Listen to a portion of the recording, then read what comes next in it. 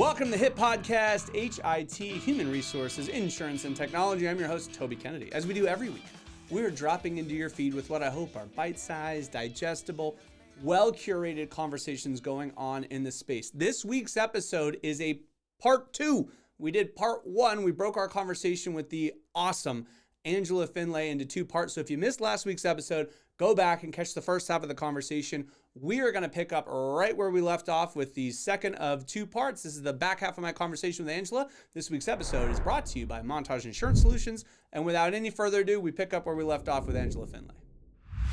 Yeah, so you're talking now a little bit about how to inventory, right? And that's something I wanted to keep kind of drilling down on. And whether it's your app, which is awesome, and we can definitely steer people to, or as you mentioned, dumping something into just an AI bot. What are some other ways that you believe people can sort of take a look at skill stacking, right? And the skills that they've stacked? So the other thing, and I actually have embedded this in a couple of clients when we talk about performance reviews and the things that we hate, right? Performance reviews and performance evaluations, all that kind of stuff that get a bad rap, or project postmortems or things along those lines, is I've pushed a lot lately on stepping back and using the time to think about what are those things that you brought value in, right? So if I'm sitting at the end of the year and I'm going checking the box of all the things you did this year, great, met expectations, whatever, right?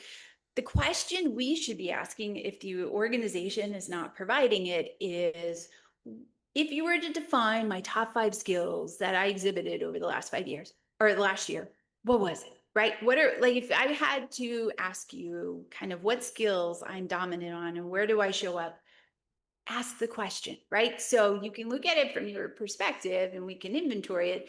I can use AI, but then we also need to get third-party validation with people that work with us, right? And that's one of those things where I think as culture and as just people in general, we have to be comfortable asking those questions, right? I have to be comfortable. If I sit on a board, I sat on a board recently, and part of one of the things I pushed on was we need to be able to do a self-assessment of ourselves as a board. And then because we're here for so many years, talk about what skills each of us are bringing and then where do we have gaps, right? That's another data point for me to kind of get down into what skills I show that maybe I haven't noticed, right? I had a client the other day that was talking to me and his comment to me was that I had, and I forget how he phrased it, but it was something along the lines of an ability to read people. And if you asked me to list my top 10 skills, that would not have been it, right? But it's a data point coming from one other person's perspective that I can then kind of track and say, all right, let me kind of put that as another skill and then kind of see if it shows up in other places. So I don't know if that answered the question. No, it does. It's just And really it's getting the interesting data. when you talked about a second ago, one direction in this equation for seeking a conversation about addressing some of the skills you may have. And I wonder so that'd be great if that direction worked out, but almost as business leaders, managers, HR folks listening, I almost wonder if we don't encourage our mentees to think about skill stacking and give them that sort of comfort, and then put in one of their, when we're giving the evaluation, hey, I just want you to know, A, I believe in the art of skill stacking and the principle of skill stacking, and B, C, whatever letter I'm on, here is something that I want you to know about yourself. I perceive you as this. I perceive you as this. When you did this job, it was this, et cetera, et cetera. It is. And, it's interesting. I didn't even set you up for it, right? But one of the things I'm going out with in the next week is, a lot of my clients, as I put the book out, went, oh, that's cool, Angela. But they're CEOs and they own companies and they're like, well, all right, But with that being said, a lot of them said, well, then what do I do about it inside my organization, right? And so I've been answering a lot of questions about how do I think about skill stacking inside an organization. And with that, I'm putting out a white paper of kind of how do I rethink talent architectures, right? And kind of what I call the growing model of how do I link talent architectures to capitalize on skill. With that being said, one of the things that I think is most important is really starting to get to the heart of what we call networked career navigation, right? And also rethinking how we reward leaders and managers inside of organizations. And it comes to the art of understanding that I can't take you and just expect you to sit in a certain role for X period of time because the role could not exist. I mean, we know 44% of the skills that are sitting inside of organizations today will be obsolete in 5 years, right? So I can't expect necessarily the role will sit there. I also know that you need to constantly be developing so that you can meet our expectations going forward. And so we need to kind of break apart the way we're thinking about how we reward people. Mm.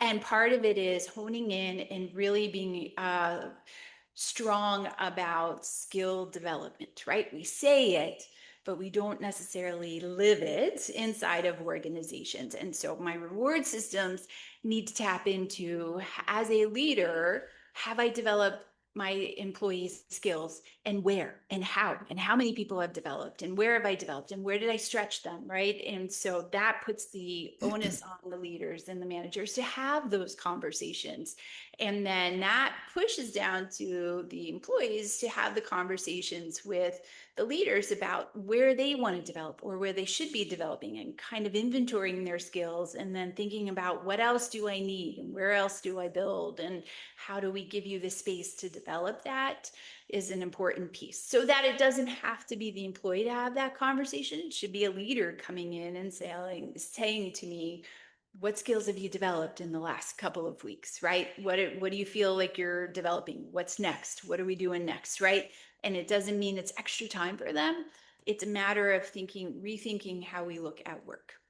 Well, how would one practically go about that? Obviously, you can send people to conferences or seminars or turn them on to online courses of some nature. Perhaps there's a mentor mentee system within your organization, or you bring in the Angelas of the world to speak to your all staff meeting or whatever. Those I think are traditional ways that if I was a leader, I would be able to say, hey, here's how I think I developed you, right? But I'm Yeah. curious if you've got any additional thoughts on if someone's listening going, yeah, I would like for my employees to feel like we're developing them, but I'm not sure how practically, functionally, literally. Yeah. I think it comes down to being more thought. And again, I come from learning and development background. I love learning and development, but it's not always a learning and development experience to develop a skill, right? It is giving you an opportunity right now, right? I have a client right now who's building out AI skills and process, co-work, right, around things they're doing. And part of what they're doing is thinking about what skills do I need to develop you in that you will kind of almost learn a little bit on the job, right? Or co-work with somebody to then be able to develop it along the way, right? So there could be that way.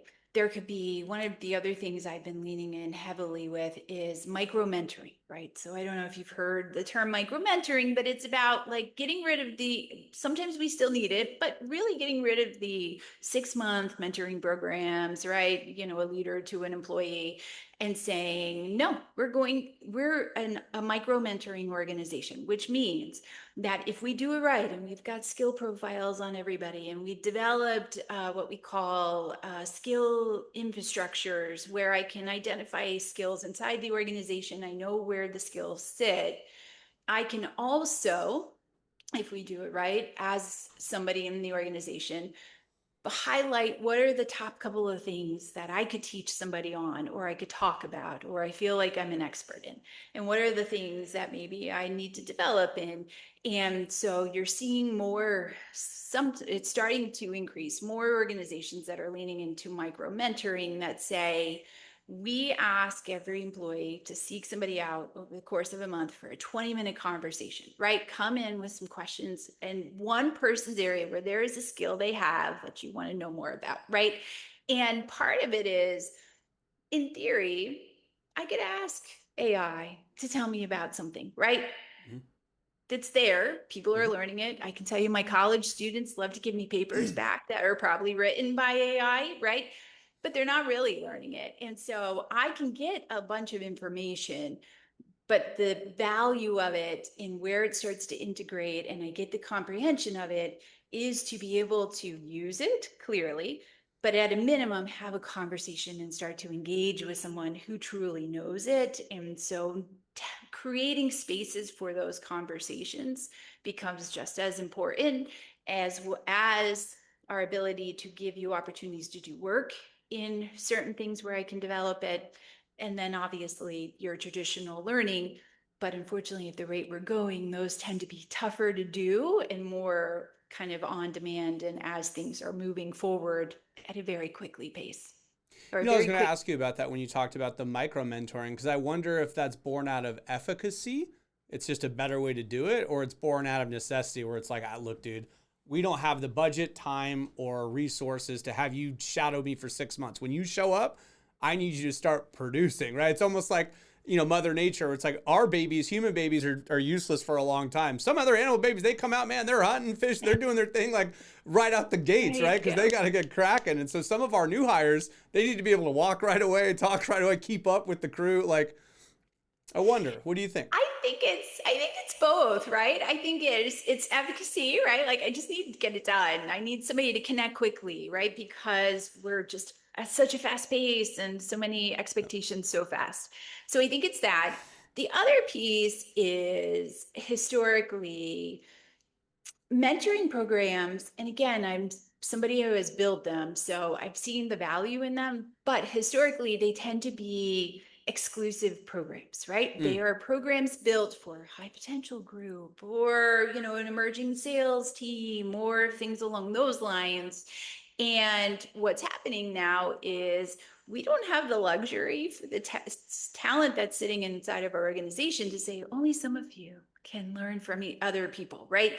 We really need to have the ability to get the learning across the board, right? And do it quickly and do it efficiently and give everybody access to the knowledge and the expertise and the skills that are sitting inside our companies. And so I think that is the other impetus that's happening is that we just need people to have that access because we're scaling down so fast. I keep reading about who was it that laid off Adobe laid off all those employees and everybody's griping online about it right now, as they should, because it was not done in a very humane way from everything I read. So that's fine. And they certainly want to gripe about it. But what you're getting is that there's a lot of chatter from the people that are left behind saying, I don't have resources to do all the work that they're asking me to do, right? So it could be a people issue. We just don't have enough people. And that's one thing. But then the other thing is, I don't I don't have the skills or the knowledge of things that they're asking me to do. And so if you are going to have these large structural changes or reorgs or things along those lines, we've got to be intentional about also opening up the door for people to tap into skills they need to be able to meet the expectations we've now put on them. I think I went on a tangent there, but No, you that, didn't. that's different Listen, ways that we look at it. Angela Finlay, a professor at Columbia University, CHRO at many, many companies. You go on any tangent you want to go on. But I do want to ask you before we get out, because we're coming to the end of our time here, within the book, within sort of the pieces that you have really dedicated some professional time and research and resources to, is there anything we haven't touched on yet that you think, hey, before we get out, this is actually an important piece of the work or puzzle, and I'd like to make sure that we articulate that? You know, we've touched on it. I will dive into it just slightly more. Is I cannot emphasize enough skills from the standpoint that right now, what I'm seeing with all my organizations is they go, yes, we're into understanding skills, right? We need to hire based on skills. We look at talent based on skills, but they don't do it very well, right? Like we hire based on skills. We're getting a little bit better on that. If I said there's any HR function that's ahead of the game when it comes to skills and skill inventorying and skill infrastructure, it's talent acquisition. but not everything is, and nothing's connected, right? And this is the part where I think as leaders and as organizations, we are going to continue to fall and fail if we don't get our arms around figuring out the bodies we have in the house, right? I had a client recently who was hiring for an AI person, right? You know, because everybody's hiring for AI people and you can't find them anyway, but we're hiring for them, right? And so they had a job, it was posted for 6 to 9 months. Somebody internally applied, they automatically turned them down, right? Because the title, like, I don't know what their actual title was, but it was not related to AI. And they just kind of said, thanks, no thanks. We're looking for an expert in AI. The guy leaves and they find out he's been doing AI work through Fiverr for the last 18 months, right? But nobody knew and nobody had a sense of it, right? And there is probably a way where, given the fact that they couldn't fill the job, maybe he's not the expert level, but he has got some knowledge that clearly people are paying him for, that we could have taken that, trained him up, and deployed him, and you would have had a happy camper, right? And somebody truly there ready to work with you.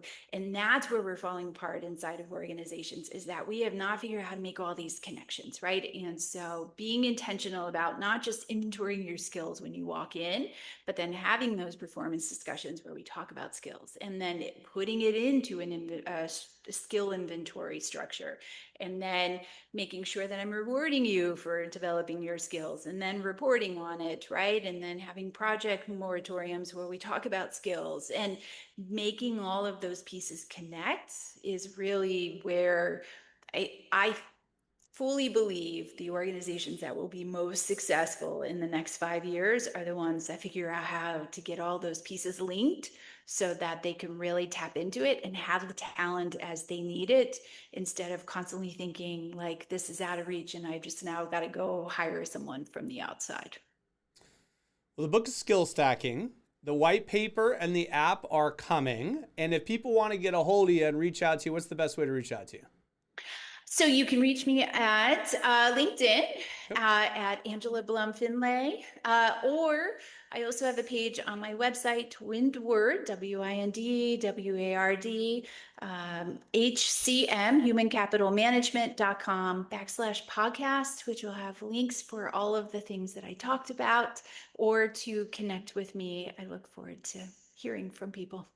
That's amazing. Thank you so much for your time. And we talked a little bit before the cameras heated up. Thank you for missing a lacrosse game that you were supposed to otherwise be at to do this. You're just super sweet and just really, really great wealth of knowledge. So thank you so much for being so generous with that for the listeners, and folks can reach out to you. And guys, that is all the time we have for you on this week's episode. Thank you to our sponsors, Rula, Excel Health, TrueHue, Montage Insurance Solutions. Folks keeping the lights on. We're blessed to be here. Thank you guys so much for joining us. Join us next week. Join us every week. And until next week, make this the best week yet.